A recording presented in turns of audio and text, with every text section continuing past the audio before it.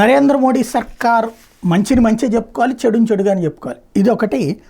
చమురు కంపెనీలకు పెద్ద ఊరట లభించింది. రష్యా ఉక్రెయిన్ యుద్ధం నేపథ్యంలో ఈ కంపెనీల అసాధారణ లాభాల మీద విధిస్తున్న విండ్ఫాల్ ట్యాక్స్ను ప్రభుత్వం రద్దు చేసింది.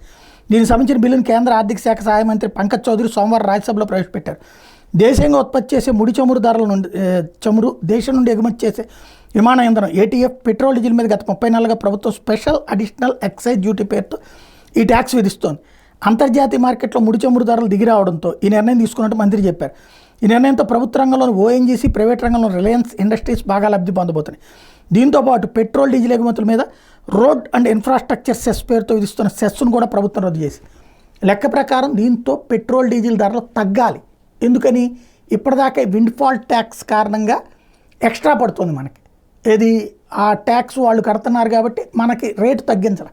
ఇప్పుడు వాళ్ళకి ట్యాక్స్ తగ్గించారు కాబట్టి ఆయిల్ ధరలు తగ్గాలి. అట్లాగే సెస్సు మనమే కడుతున్నాం కాబట్టి అదొకటి రూపాయి ఎక్కువగా. ఇప్పుడు అది కూడా తీసేసినందుకు తగ్గాలి. నిజంగా అయితే తగ్గాలి. తగ్గితే మోడీకి శబాష్.